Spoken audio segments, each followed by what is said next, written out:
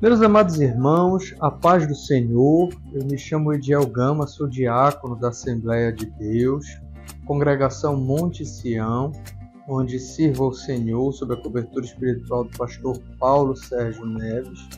Eu estou aqui com você mais uma vez, em mais um trimestre, para compartilhar acerca das maravilhas do Senhor Deus referente à lição 5 deste segundo trimestre de 2024. Meu amado irmão, a lição 5 deste trimestre tem por título João 5, a cura do filho do oficial e do paralítico de Betesda. O texto áureo ele se encontra no livro de João, Evangelho do Senhor Jesus Cristo segundo escreveu São João, capítulo 5, versículo 8, e diz assim a palavra do Senhor: Então disse-lhe Jesus: Levanta-te, toma o teu leito e anda. A verdade prática, ela diz assim: Jesus tem poder para curar, não importa o tamanho de nossa fé. Os objetivos desta lição, meus amados irmãos, são 3, como de costume. O primeiro é exercitar uma fé salvadora e contagiante. O segundo é estar alerta ao estado que o pecado pode nos levar.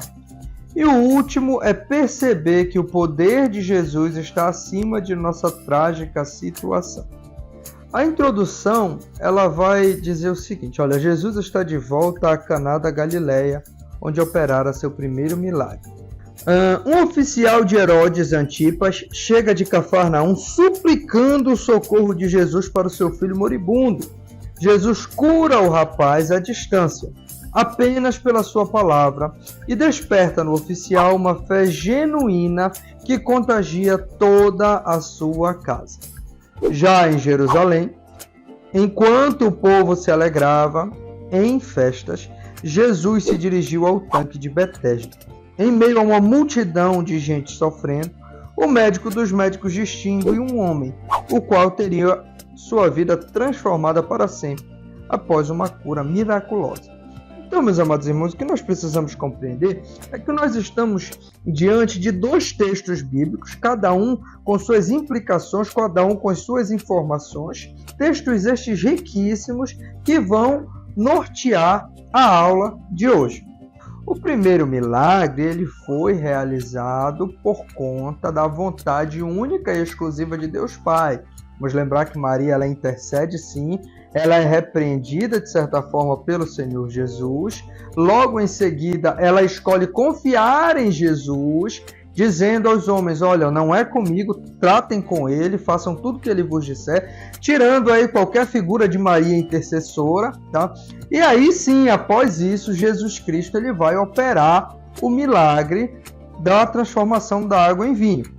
E aí, nós entramos aqui. O segundo milagre que ele faz em Caná, né? Isso aí, claro, passando um determinado tempo entre um e outro, tempo suficiente para Jesus viajar, retornar, e vai dizer o Evangelho de João que apesar de que Jesus disse que o profeta na sua terra não tem valor, já passou um determinado tempo a ponto de que quando Jesus ele encontra-se novamente na sua terra, ele é bem recebido.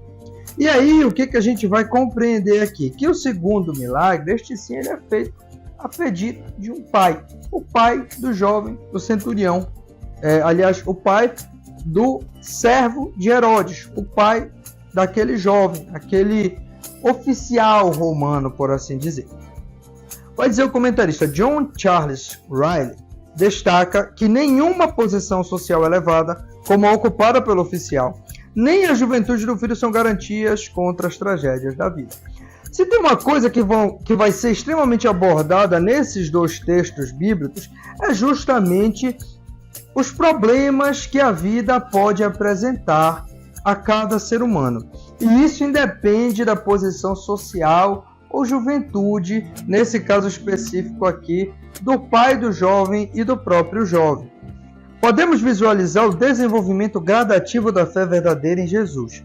não só para operar milagres ou curar através de uma palavra, mas para salvar todo aquele que nele crê.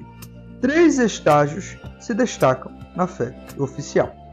Então, apesar de nós termos aqui o plano de fundo, que é justamente a cura do filho do oficial, o comentarista ele vai destacar, e é isso que nós vamos precisar destacar na aula, justamente o que?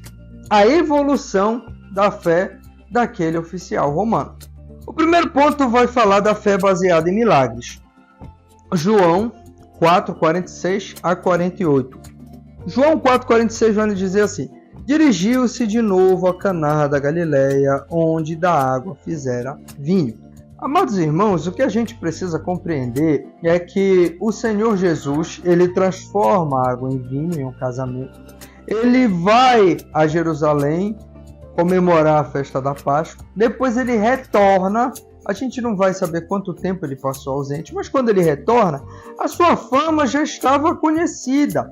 E então, algumas pessoas viam o Senhor Jesus como um milagreiro, como alguém que era enviado sim da parte de Deus, mas ainda não reconheciam como filho de Deus. Então começam a procurar o Senhor Jesus a fim de que ele lhes operasse milagres. E é exatamente esse o intento daquele oficial romano. Tá? A fama de Jesus já corria por toda a Galileia. Multidões o seguiam por causa dos seus sinais. Vamos lembrar aqui que a Galileia era um local de extrema pobreza, se comparado com outros locais de Jerusalém. Era um local de baixa cultura. Aquelas pessoas ali da Galileia, provavelmente nós não tinham assim grande instrução. É tanto que lá no livro de Atos, capítulo 2, nós vamos ter as pessoas estranhando quando ocorre ali a manifestação dos dons, especificamente a xenolalia ou xenoglossia, que é o falar línguas humanas estrangeiras. As pessoas vão dizer: poxa, não são esses homens galileus? Então Jesus está ali na Galileia, tá provavelmente cercado de pessoas de baixa instrução e de baixa condição financeira para procurar médicos, enfim. O certo é que eram pessoas carentes do agir de Deus e numa postura um bocado interesseira começam a procurar Jesus. Tá? Nicodemos também ficou maravilhado, ou seja, além dos milagres, o Senhor Jesus, ele era extremamente conhecedor da palavra a ponto de impressionar o mestre fariseu, que também reconhece dizer o seguinte: olha, nós sabemos que tu és filho de Deus, porque senão tu não farias esses milagres. Então o que está impressionando aquele povo ali é justamente o que o Senhor Jesus pode fazer. Ok, quando esse oficial ouve falar que Jesus viera da Judéia, vai imediatamente a Caná com seu pedido urgente. A resposta de Jesus nos faz crer que o oficial também via Jesus apenas como um milagreiro. Interessava-se apenas na cura do filho. Tá? O que acontece? O oficial ele procura o Senhor Jesus e ele vai dizer: Senhor, vem aqui na minha casa, vamos até Cafarnaum. Cafarnaum ficava alguns dias de viagem. E eles vão dizer: Senhor, vem até a minha casa, porque o meu filho está doente. E aí o Senhor Jesus vai dizer assim: poxa, mas vocês só creem quando vocês veem um sinal. Em outras palavras, poxa, vocês só vêm me procurar para crer quando vocês estão precisando de algo. Vocês não ligam para o ensinamento, vocês estão ligando muito mais para o que eu posso fazer. E aí, o que acontece? Ele vai responder ao Senhor dizendo assim: Senhor, vem logo, antes que meu filho morra. E aí o Senhor Jesus ele vai dar uma ordem, ele vai dar uma palavra. O Arne de Boer alerta sobre o fato de que, como já havia ficado explícito em João 2, 23 a 25, a fé que brota da experiência de milagres carrega o perigo da deformação e não possui raízes suficientemente profundas diante das provações severas. Por isso, Jesus usou essa abordagem tão contundente com o oficial do rei.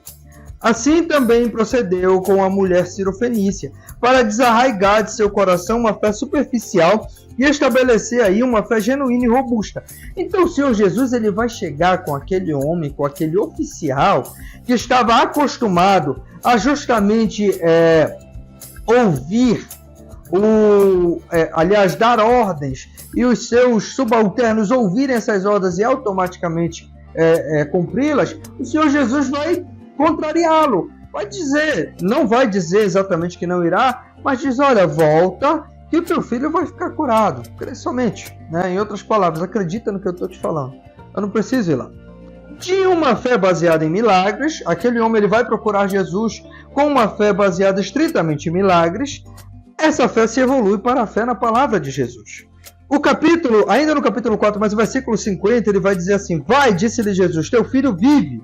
O homem creu na palavra de Jesus e partiu. Ou seja, aquele homem que chega procurando Jesus por ser o milagreiro, a pessoa que poderia resolver o seu problema, e aqui a gente está falando de um homem rico, um homem que tinha ali provavelmente os melhores médicos à sua disposição, porque era um oficial romano em terra estrangeira, e lembremos aqui do domínio de Roma, nós vamos ter um homem que, quando ele ouve essa situação, quando ele ouve a palavra de Jesus, ele crê, ele acredita nela.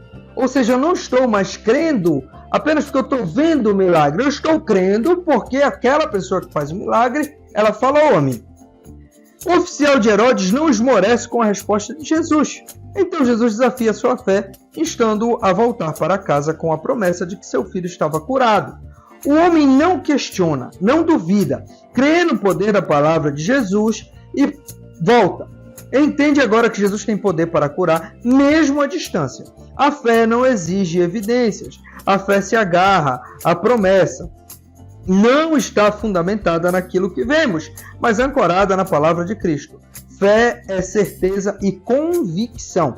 Vamos lembrar aqui, meus amados irmãos, a fé é o firme fundamento das coisas que se esperam e a certeza das coisas que não se veem. É exatamente nesse sentido que nós vamos ter o homem acreditando na palavra de Jesus. Ele estava a dias de viagem, ele estava longe de seu filho, mas ele acredita, ele se agarra justamente à palavra que Jesus dá a ele. Jesus, ele contraria aquele homem. Isso daí demonstra pela primeira vez nestes dois textos que o Senhor Jesus ele não está adstrito ao que eu acredito ou o que eu prego, o que eu creio ser a solução do meu problema. Jesus ele tem o seu próprio método, ainda que esse método venha a contrariar aquilo que eu acredito. Ok, o homem não precisou sequer chegar à sua casa. Seus servos foram ao seu encontro informando que seu filho já estava curado, e isso acontecera no exato momento que Jesus dará a ordem. Exatamente após ele ouvir essa ordem, tá? Aquele oficial romano, ele segue em direção a Cafarnaum, e aí ele é abordado, ele encontra com os seus servos no caminho para Cafarnaum. E aí os seus servos vão dizer, olha, o teu filho está bem. Eu te falo, você não precisa mais buscar Jesus não, tá? O teu filho já está curado.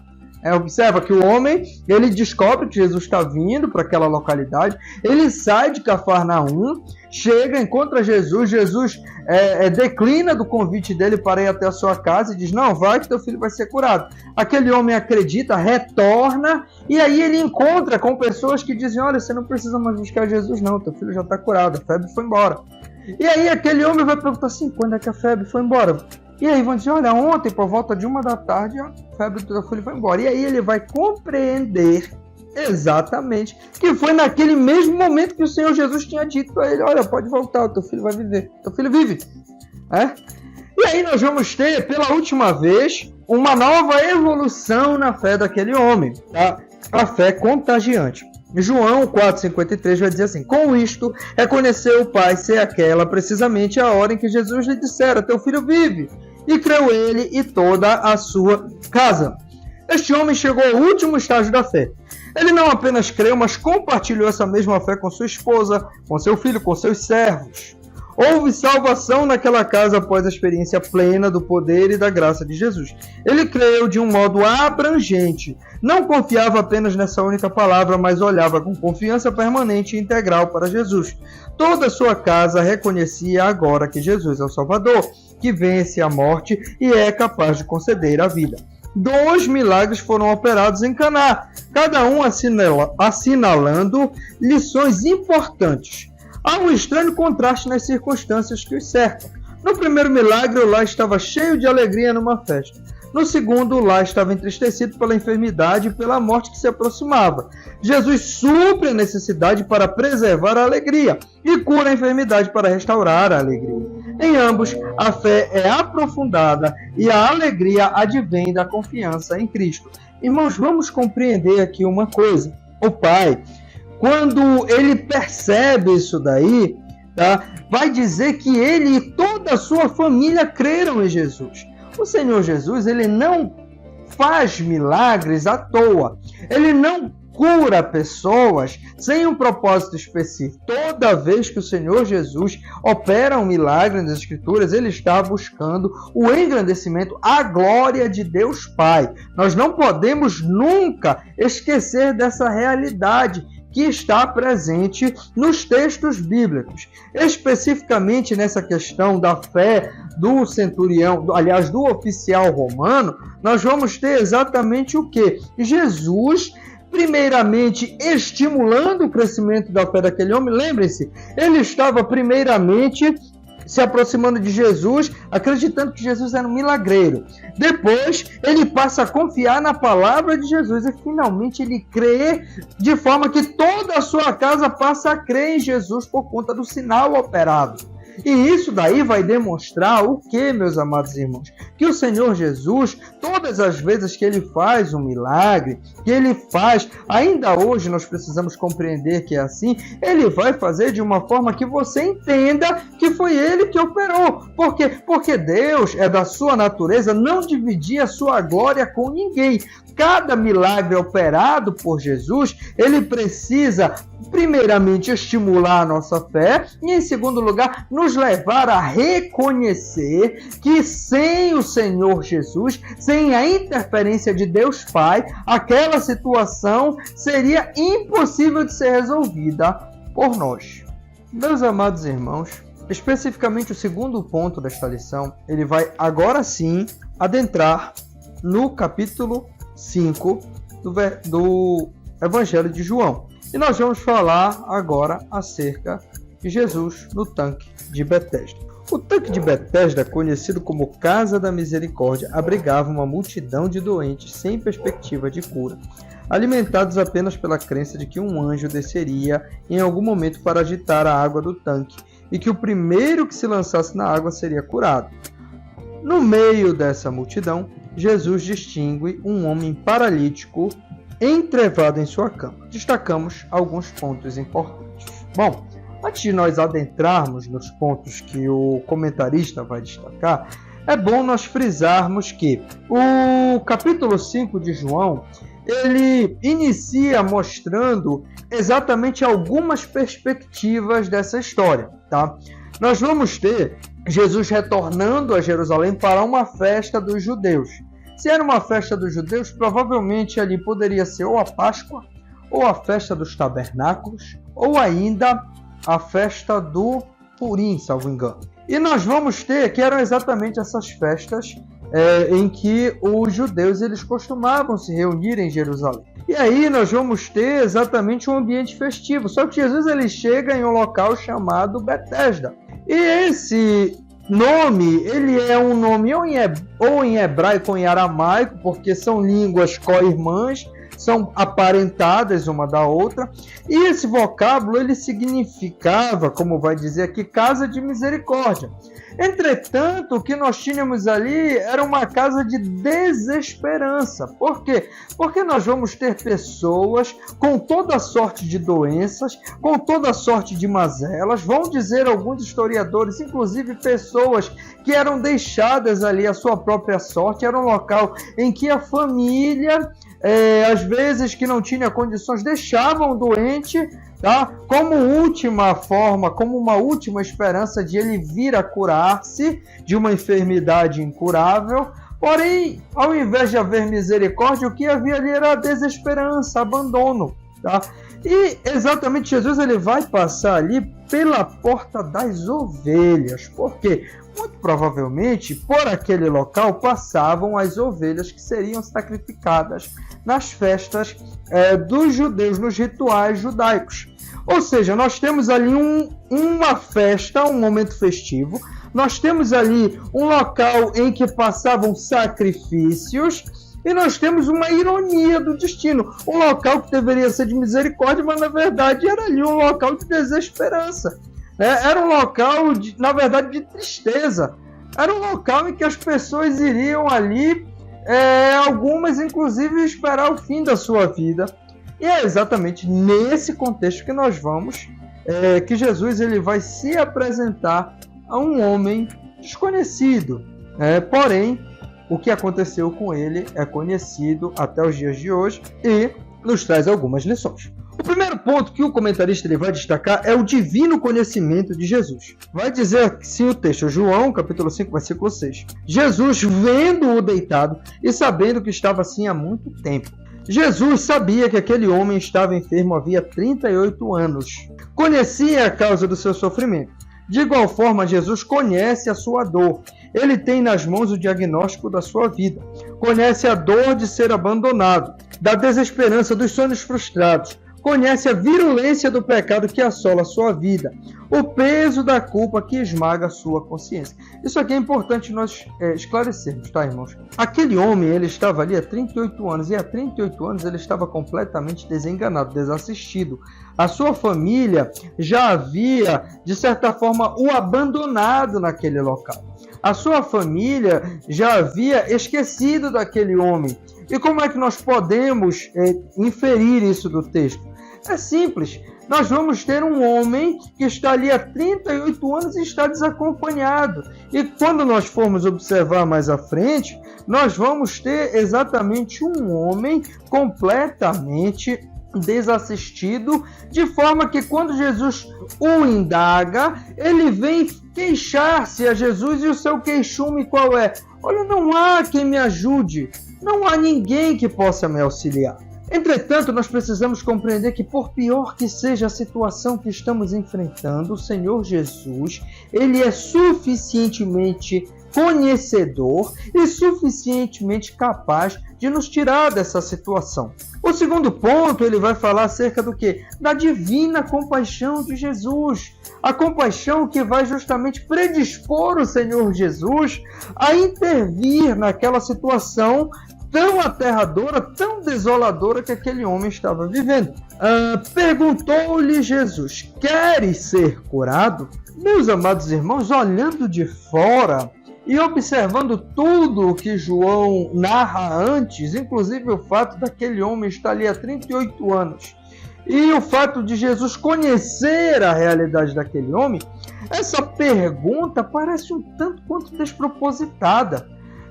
Existe um personagem da cultura popular que é o Seu Lunga. Você imagina o Seu Lunga ouvindo essa pergunta de Jesus? De que forma ele responderia? O Seu Lunga é um personagem da cultura popular que ele é um homem extremamente literal e é um homem que ele não gosta de rodeios e detesta perguntas despropositadas. Você imagina o Seu Lunga ouvindo essa pergunta? Às vezes nós agimos parecido com o Seu Lunga. Só que o Senhor Jesus ele não faz nada sem propósito. Havia um propósito naquela pergunta. E qual era o propósito? Era justamente saber, conhecer, ouvir aquele homem. Ouvir, apesar de, na verdade, conhecer toda a sua situação, o Senhor Jesus intencionava ouvir da boca daquele homem qual era a sua vontade, qual era o seu propósito. Jesus viu aquele homem com uma doença incurável. Era uma causa perdida, por isso foi ao encontro dele. Jesus abriu para ele a porta da esperança, sentiu sua dor, seu drama. Da mesma forma, Jesus se importa com você e se compadece de sua vida. Ele sabe o que você está passando. Quando Jesus fala com aquele homem, muito provavelmente aquele homem, limitado à sua perspectiva, ele talvez até pensasse, quem sabe este homem, ao ouvir o meu lado da história, ele até realmente venha ficar aqui ao meu lado, se compadeça e espere, tá, as águas se agitarem para que eu venha e ele me ajude, inclusive, ali a cair naquele local, a ser o primeiro a chegar no tanque. Ó divina misericórdia! Jesus nos vê quando estamos prostrados, sozinhos, abandonados, sem ajuda, sem saída. Jesus nos vê quebrados, desanimados. Ele nos distingue no meio da multidão e se importa conosco. Tem prazer na misericórdia. quando os nossos recursos acabam, somos fortes candidatos a um milagre de Jesus. E vejam aqui, meus irmãos, haviam tantas pessoas ali naqueles dias e o Senhor não se dirige a todos. O Senhor Jesus, ele não questiona a todos. Ei, vocês aí querem ser curados? Não, ele escolhe um. Ele vai naquela pessoa específica, aquela pessoa que está desenganada, aquela pessoa que acha que chegou o fim para ela. E exatamente ali o Senhor Jesus vai mostrar misericórdia. Por quê? Porque muito provavelmente aquele era o local, aquele homem era a pessoa que mais precisava da misericórdia. E não esqueçamos o que foi dito ainda há pouco, que o Senhor Jesus estava ali para demonstrar sinais de que ele era o Filho de Deus, era o Filho do homem, o Messias prometido. E vejam bem, a misericórdia é algo que o Senhor Jesus tinha prazer em fazer. Ele sente a dor, o drama daquele homem e escolhe ajudá-lo. Essa misericórdia é experimentada por nós diariamente. Primeiramente com justamente o fato de as misericórdias do Senhor renovarem-se a cada dia, a fim de nos salvar todos os dias de uma vida de pecado, nos livrar diariamente do poder do pecado sobre nossos pensamentos, nossas atitudes e especificamente trazendo sobre nós curas de situações que às vezes nós enfrentamos, curas físicas. Enfim, o Senhor Jesus, ele é maravilhoso em demonstrar sua compaixão sobre as nossas vidas. O terceiro ponto que nós vamos entender aqui é justamente a consequência do pecado. O último ponto, o último tópico, nós vamos tratar acerca justamente do milagre. Porém, é interessante que após esse milagre, o Senhor Jesus, lá no versículo 14, ele vai dizer ao homem, ele encontra esse homem e vai dizer, olhe, já estás curado. Não peques mais para que não te suceda coisa pior. Jesus viu imediatamente que a causa da tragédia daquele homem era o pecado. A maioria dos teólogos, dos ensinadores, dos pesquisadores da Bíblia, eles vão afirmar que provavelmente aquele homem estava naquela situação por conta de um pecado que ele cometeu, obviamente, antes de ser paralítico. E observem bem que o Senhor Jesus encontra aquele homem há quase 4 décadas paralítico. Vão dizer algumas pessoas que provavelmente aquele homem estava lá pela casa dos 50 e que a longevidade na época de Jesus, dificilmente chegava-se aos 60, então o homem estava aos 45 do segundo tempo. E Jesus, mesmo após curá-lo, ele diz, olha, não peques mais para que não te suceda coisa pior. Por conta disso, aquele homem enfermo não estava apenas preso à sua cama, mas também ao seu passado, às suas memórias, à sua culpa. Ele estava sem amigos, sem ajuda e sem esperança. Os anos passavam e ele continuava entregue à sua desventura, sem nenhum socorro. Esse é o preço do pecado. O homem está colhendo os frutos malditos de sua semeadura insensata. Muitos hoje ainda se apegam ao pecado que Deus abomina, mas o pecado é uma fraude. Ele promete prazer e paga com desgosto, promete liberdade e escraviza, aponta para um caminho de vida, mas o seu fim é a morte. O que nós precisamos compreender aqui? Especificamente no caso deste homem, nós vamos ter que, além da situação física, havia uma questão espiritual em sua vida. E o Senhor Jesus, após curá-lo, ele vai adverti-lo.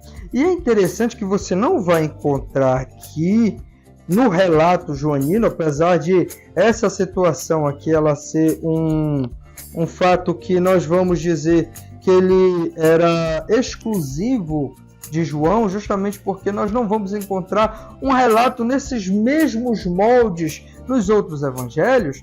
Nós não temos aqui, em hipótese alguma, o Senhor Jesus perdoando os pecados deste homem. Não há aqui o mestre dizendo, olha, você se arrepende dos seus pecados? Não, o Senhor Jesus o cura e o adverte. Em outras palavras, nós precisamos compreender que as bênçãos, mesmo quando derramadas em nós, elas não podem, em hipótese alguma, nos tirar de um estado de vigilância. Porque o Senhor Jesus, em que pese muitas vezes nós estarmos, o Senhor Deus, ele ser um Deus justo, muitas vezes nós contamos com a sua benevolência para ter em nós diminuídos, minorados os efeitos, as consequências do nosso próprio pecado. Quantas pessoas que tiveram uma vida de drogas, consumo, abuso de substâncias tóxicas, entorpecentes, drogas, ou uma vida de sexo desenfreado e contraíram doenças sexualmente transmissíveis incuráveis. Quantos relatos nós não temos do Senhor Jesus, do Senhor Deus, isso nos nossos dias, curando pessoas que estavam colhendo as consequências do seu próprio pecado. Contudo, nós não podemos, em hipótese alguma, fazer da cura do Senhor um lugar, aliás, fazer disso um evento que vai nos conduzir a desprezar o Senhor Deus, desprezar os ensinamentos de Cristo. Mais importante do que a cura, do que os atos de Cristo em nossa vida, são os seus ensinamentos. E nós não podemos desleixar, nós não podemos relaxar a ponto de, por exemplo, após recebermos a cura, o dom de Deus para a cura, nós não podemos abandoná-lo a ponto de que coisa pior nos suceda. Igualzinho Jesus, ele vai advertir aquele homem. Meus amados irmãos, o terceiro tópico, ele vai falar exatamente do milagre da cura do paralítico. Tá? Aí nós pulamos lá para o versículo 14, vamos voltar agora para o versículo 6. E aí nós vamos estudar exatamente uma pergunta maravilhosa, né? É o primeiro subtópico desse último tópico. E é o versículo 6. Jesus, vendo-o deitado e sabendo que estava assim há muito tempo, perguntou-lhe, queres ser curado? Vamos voltar à pergunta. Jesus, ele pergunta ao paralítico, queres ser curado? A própria pergunta torna-se um chamado à fé. É como se Jesus estivesse dizendo, em tua precariedade, confia-te a mim que tenho o poder de te ajudar. Em outras palavras, você deixa de interpretar essa pergunta como uma pergunta desnecessária, porque obviamente aquele homem queria ser curado, e você passa a interpretá-la justamente como uma pergunta de desafio. De que forma? O Senhor Jesus, mesmo na improbabilidade, ou o que aquele homem poderia dizer na impossibilidade, tá? O Senhor Jesus, ele vai confrontá-lo e perguntar, olha, depois de 38 anos tu ainda queres ser curado? É claro que ele queria, só que assim, a grande verdade, queridos, é que às vezes quando a gente convive durante muito tempo com o mesmo problema, a gente perde as esperanças e passa a ficar numa zona de conforto com aquele problema. Eu vou dar um exemplo aqui bem esdrúxulo, mas há algum tempo atrás houve uma pessoa da nossa convivência ministerial que ele relatou uma situação sui generis. Havia uma irmã em uma igreja da nossa coordenação, mas isso tem algumas décadas. E essa irmã, ela tinha uma deficiência física. E um dia, determinados irmãos olharam aquela situação e acharam que, poxa, estava demais, uma irmã que era ativa na obra do Senhor, era uma irmã que ela era crente de testemunho. E aí chegaram e a convidar, irmã, vamos orar, vamos mover a igreja para orar ao Senhor, para que o Senhor lhe cure.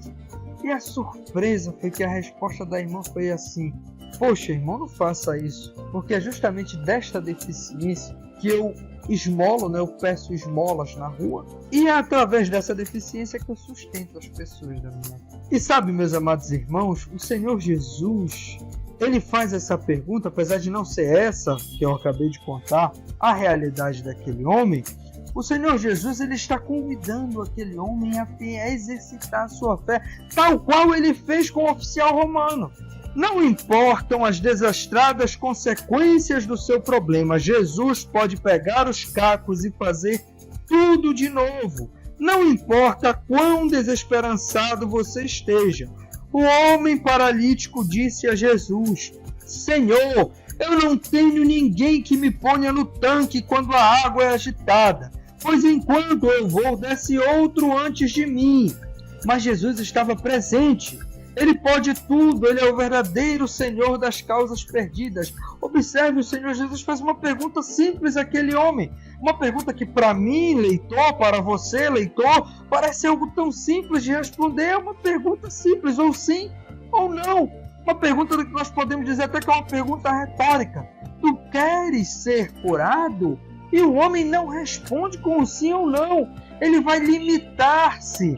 Isso demonstra que, apesar da visão limitada daquele homem, ou seja, ele acreditava que tudo o que poderia resolver o seu problema estava residindo no fato de alguém poder ajudar-lhe e colocar-lhe dentro daquele tanque. Apesar dessa crença daquele homem, a verdade é que também existia um outro problema. Imagine que há 38 anos aquele homem estava ali, talvez desacompanhado de família, de amigos. Então, muito provavelmente, aquele homem está ali numa situação de pensar: poxa, tem tanto tempo que ninguém me ouve, eu preciso desabafar com alguém. E quando o Senhor Jesus pergunta, ele vê a oportunidade de dizer: olha, Senhor, eu estou aqui há tanto tempo, ninguém me ajuda. Poxa, talvez assim numa forma de desabafar, de enfim tirar o peso de não ser ouvido por ninguém, até porque as pessoas que estavam ali eram de certa forma seus concorrentes, porque ninguém poderia dar a sua vez para outro. Todo mundo que estava ali estava esperando a sua vez de ser curado, estavam acreditando que um anjo a qualquer momento poderia mexer naquelas águas ali. E aquele homem, ao invés de responder simplesmente o que Jesus havia perguntado, ele escolhe contar acerca de suas mazelas, de suas agruras. Sabe, meus amados irmãos, a verdade é que não importa o quanto que nós fracassamos, o Senhor Jesus, ele tem uma maneira particular e muito simples de resolver os seus problemas, resolver os nossos problemas, desde que para isso ele seja engrandecido. E às vezes nós estamos tão envolvidos em uma situação que nós acreditamos que a única forma de resolvermos é do modo que nós estamos pensando. Nós acreditamos, talvez a minha situação financeira esteja tão ruim que a única forma de eu resolver é eu recorrer a um agiota ou passar a roubar. A minha situação está tão ruim que talvez a única forma, o meu casamento está tão ruim que talvez a única forma de resolvê-lo seja através de um adultério ou de um divórcio, mas não. O Senhor Jesus sempre tem a sua própria maneira de resolver e por vezes a sua maneira nos contraria. Não importam quantas tentativas fracassadas você já tenha experimentado. Todo ano aquele homem via gente sendo curada. E ele continuava mofando em cima da cama. Mas agora havia chegado a sua vez. Sabe, queridos, eu volto a dizer, por vezes nós pensamos ou podemos pensar que tudo está perdido.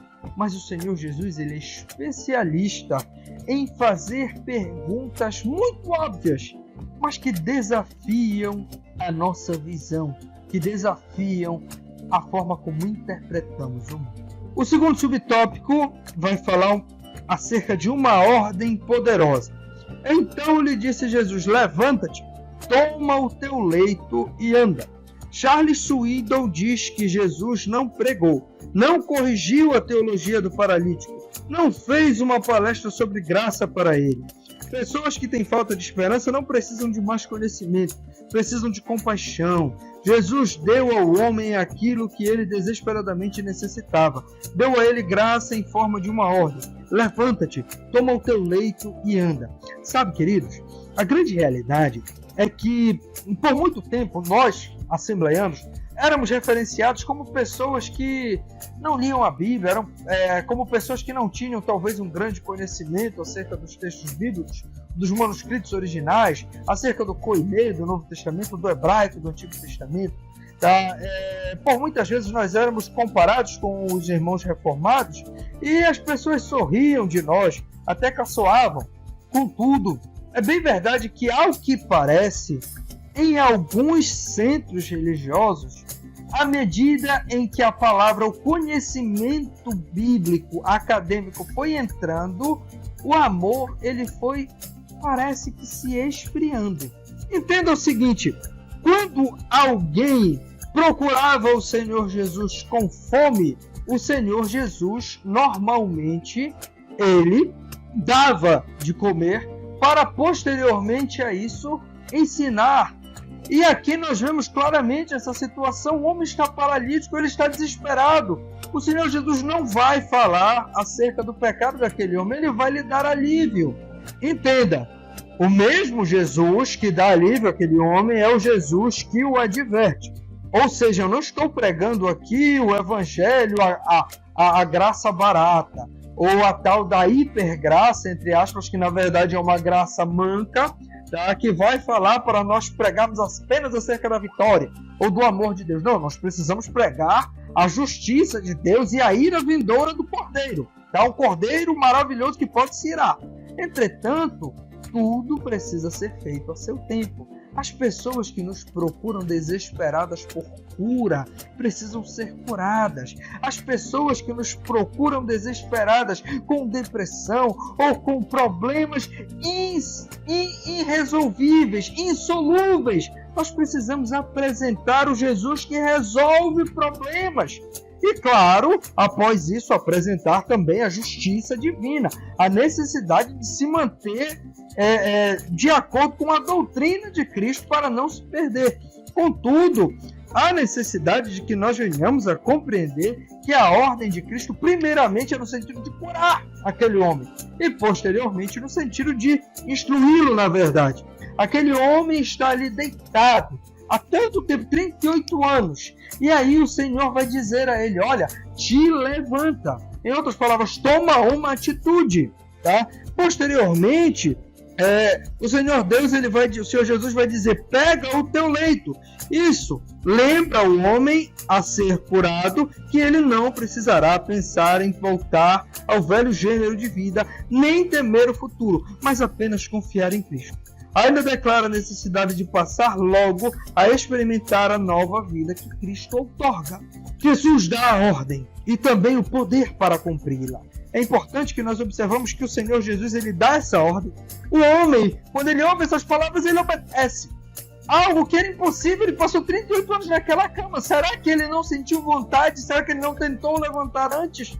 Mas quando o Senhor Jesus dá aquela ordem, aquele homem é automaticamente curado na obediência à ordem poderosa de Cristo. Jesus dá a ordem e também o poder para cumpri-la. Nas palavras de Werner de Boer, é uma ordem criadora que torna possível o impossível, que exige. Uma ordem de Cristo sempre encerra uma promessa.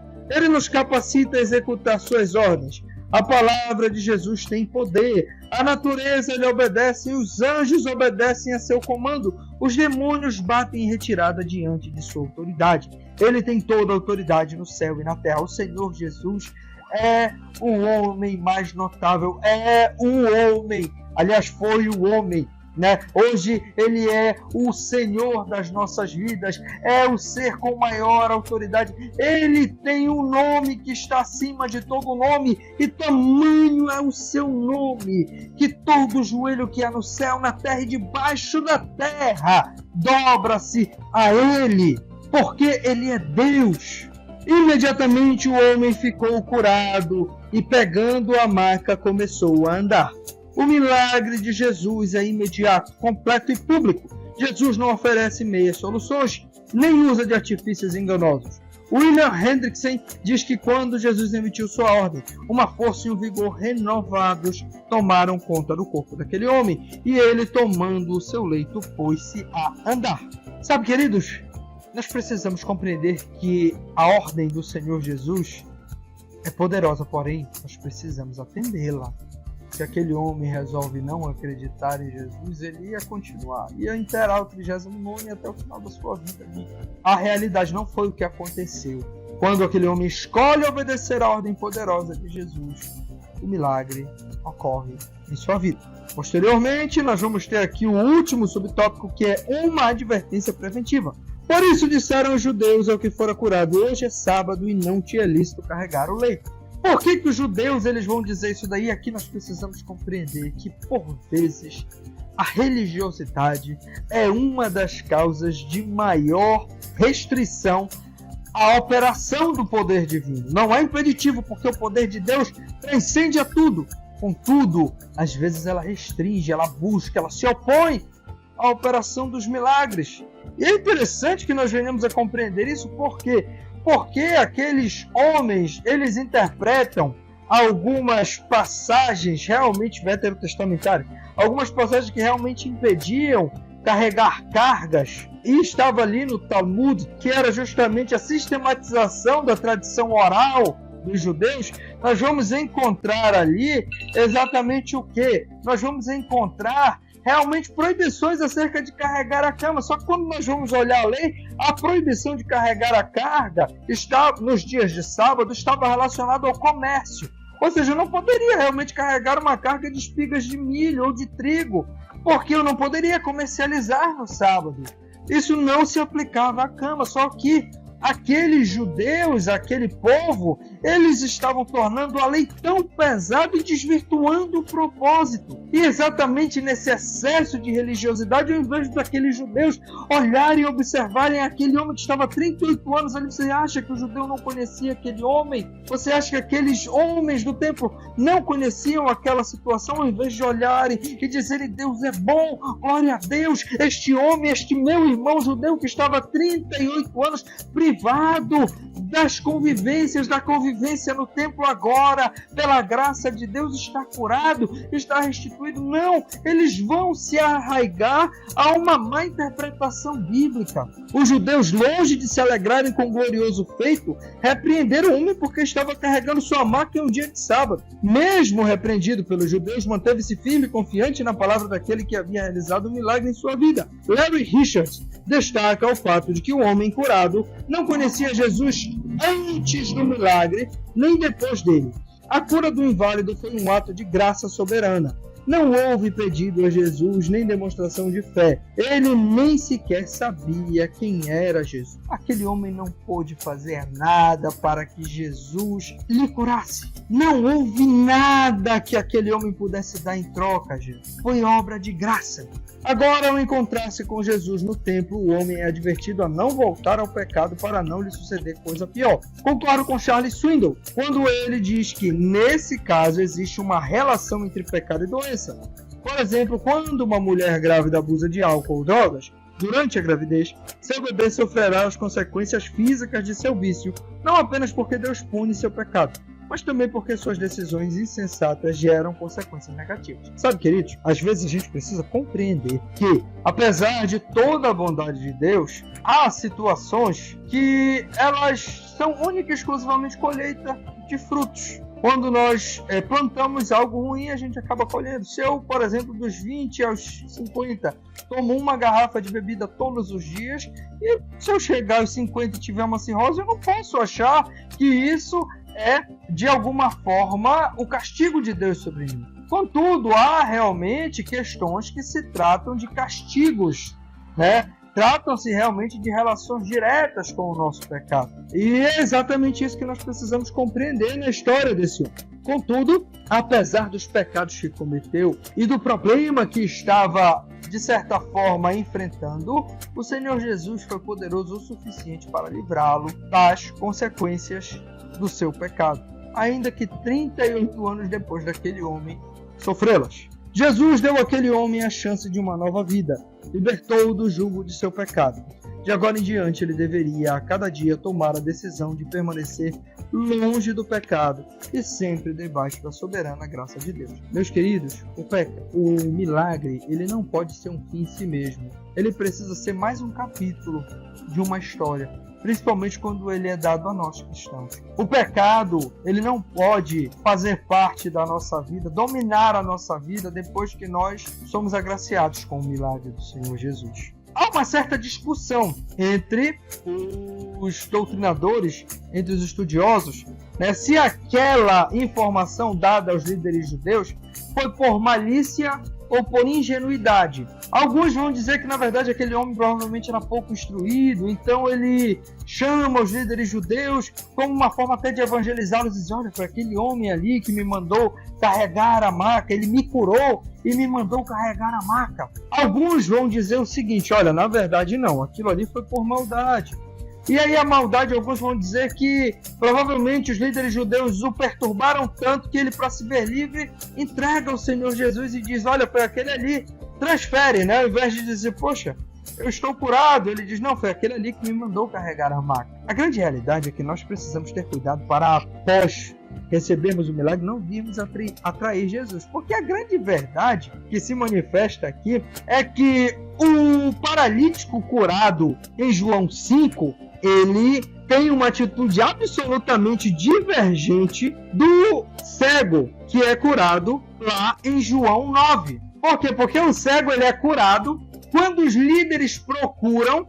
Ele é, de certa forma, até ríspido na defesa do Senhor Jesus, a ponto de que aqueles líderes o expulsam do templo. E não há registro dos líderes expulsando esse paralítico há 38 anos. Então, se, eu não estou afirmando, mas se foi o caso deste homem haver, de certa forma, traído o Senhor Jesus, ele agiu com tanta bondade ao entregá-lo para os chefes dos judeus, nós precisamos compreender que essa é uma lição que deve ser tomada por nós. Cuidado, quando somos agraciados, não podemos virar as costas para Jesus. Pelo contrário, deve ser mais um motivo para fazer do Senhor Jesus o centro das nossas vidas. A aplicação pessoal diz assim: Jesus é um médico dos médicos. Ele tem poder para curar ontem, hoje e sempre. Não importa a causa nem a gravidade da doença. Sabe, meus amados irmãos, a realidade que se apresenta a nós nessas duas situações, tanto a cura do filho do oficial romano, quanto a cura deste homem que estava paralítico há quase 40 anos, é só uma. O Senhor Jesus não está distrito aos nossos métodos. Ele não precisou estar presente para curar o filho do oficial romano. Da mesma forma, ele não precisou jogar o paralítico primeiramente nas águas para que ele fosse curado. Não, nada disso. O Senhor Jesus, ele tem um método próprio para curar as pessoas, para realizar milagres. E esse método não necessariamente corresponde às minhas ou às suas expectativas, mas a realidade é que Jesus é suficiente. Eu não preciso de Jesus e mais alguma coisa. Eu não preciso de Jesus e mais um banho de ervas. Eu não preciso de Jesus e mais a Bíblia aberta no Salmo 91. Eu não preciso de Jesus e mais Maria. Não, eu preciso exclusivamente do Senhor Jesus, o único mediador entre Deus e os homens. Eu preciso de Jesus. Essa é a maior lição que nós podemos tirar desses dois acontecimentos, dessas duas ocorrências. O Senhor Jesus é suficiente para realizar milagres em minha vida, os quais eu sequer imagino que possam acontecer, ou os quais eu estou buscando incessantemente. Porém, ele tem a sua própria forma, e tudo para a honra e glória de Deus Pai. Querido professor, querido irmão, querido aluno que me acompanhou até aqui, eu agradeço a Deus pela sua vida. Se este vídeo lhe edificou, se essa aula lhe edificou em algum momento, eu lhe peço: curta, comente, compartilhe, diga de onde você está assistindo. Enfim, tudo para o crescimento deste canal, para a honra e glória do nome do Senhor.